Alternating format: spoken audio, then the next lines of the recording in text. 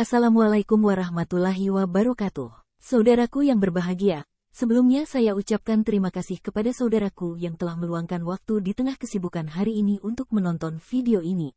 Segala puji bagi Tuhan yang telah memberikan nikmat dan juga kesehatan untuk kita semua. Amin ya robbal alamin. Bismillahirrohmanirrohim. Pada kesempatan kali ini pencari ilmu akan menyampaikan dan menjelaskan tentang keistimewaan Imam Syafi'i. Simak sampai akhir, jangan di-skip, terima kasih. Imam Syafi'i dilahirkan di Gaza pada tahun 150 Hijriah. Pada usia 2 tahun dibawa ke Mekah dan menghabiskan usia kanak-kanak di sana sampai berangkat ke Madinah untuk belajar bersama Imam Malik. Beliau menghafal Quran pada usia 7 tahun dan menghafal kitab Muwatta Imam Malik ketika berumur 10 tahun. Beliau pertama sekali belajar ilmu fikih di Mekah pada Imam Muslim bin Khalid Az-Zanzi. Pada usia 15 tahun diizinkan untuk memberi fatwa hukum. Beliau tumbuh dalam keadaan yatim bersama ibundanya dengan kondisi ekonomi yang sempit dan kehidupan yang melarat. Pada masa kanak-kanak, beliau sering menghabiskan waktu untuk duduk bersama ulama dan menulis apapun ilmu yang didengar dari mereka. Kemudian berangkat ke Madinah untuk belajar pada Imam Malik, pembangun mazhab Maliki. Setelah menetap beberapa waktu, lalu beliau berangkat ke Baghdad pada tahun 195 Hijriah dan belajar di sana selama 2 tahun. Selama di Baghdad, beliau banyak berkumpul dan berdiskusi dengan ulama setempat sehingga banyak dari mereka yang rujuk dan meralat pendapat sebelumnya setelah mendengar penjelasan dari Imam Syafi'i. Di Baghdad inilah Imam Syafi'i menyusun Qaul Qadim. Lalu beliau pulang ke Mekah dan menetap di sana beberapa waktu, kembali lagi ke Baghdad dan terakhir menetap di Mesir sampai wafat pada tahun 204 Hijriah. Adapun rahasia sukses Imam Syafi'i.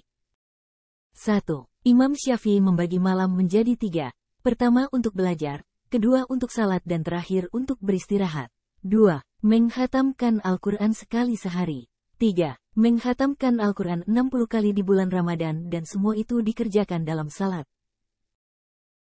4. Tidak pernah makan sampai kenyang sejak usia 10 tahun. Karena makan sampai kenyang dapat menimbulkan efek negatif bagi tubuh dan ibadah. Di antaranya, memberatkan badan untuk melakukan kebaikan, mengeraskan hati, menghilangkan kecerdasan, penyebab sering tidur dan membuat stamina untuk beribadah menjadi berkurang. 5. Tidak pernah bersumpah dengan lafaz Allah selama hidupnya walaupun untuk perkataan yang jujur. 6. Tidak menjawab pertanyaan sampai mengetahui yang baik antara menjawab atau diam. 7. Beliau adalah mujabud dawah, orang yang dikabulkan doa. 8. Tidak pernah ditemukan riwayat pernah melakukan dosa, baik kecil maupun besar. Syair Imam Syafi'i. Imam Syafi'i tidak banyak menulis syair-syair, akan tetapi syair-syair beliau sederhana, mudah dipahami dan mengandung makna yang sangat dalam. Berikut syair-syair Imam Syafi'i diantaranya sebagai berikut. Aku bunuh sifat tamak yang ada pada diriku, maka aku pun menenangkan diriku karena jiwa. Kapan saja ia tamak maka rendahlah jiwa tersebut. Dan aku hidupkan sifat qanaah pada diriku yang tadinya telah mati, maka dengan menghidupkannya harga diriku pun terjaga. Jika sifat tamak telah menetap di hati seorang hamba, maka ia akan didominasi oleh kehinaan dan dikuasai kerendahan.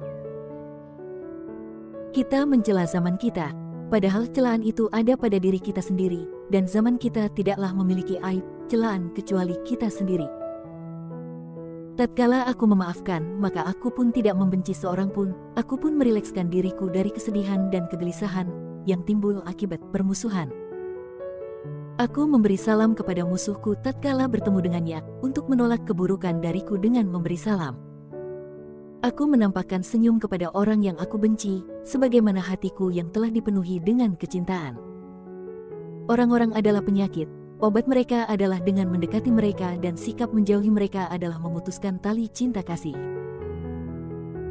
Ketinggian diraih berdasarkan ukuran kerja keras. Barang siapa yang ingin meraih puncak, maka dia akan begadang.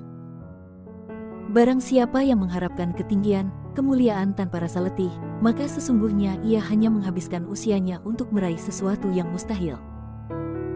Engkau mengharapkan kejayaan lantas di malam hari hanya tidur aja. Orang yang mencari mutiara harus menyelam di lautan. Jika di pagi hari dan aku telah memiliki makanan untuk hari ini, maka hilangkanlah kegelisahan dariku wahai yang berbahagia. Dan tidaklah keresahan esok hari terbetik di benakku, karena sesungguhnya esok hari ada rizki baru yang lain. Aku pasrah jika Allah menghendaki suatu perkara, maka aku biarkan kehendakku menuju kehendaknya.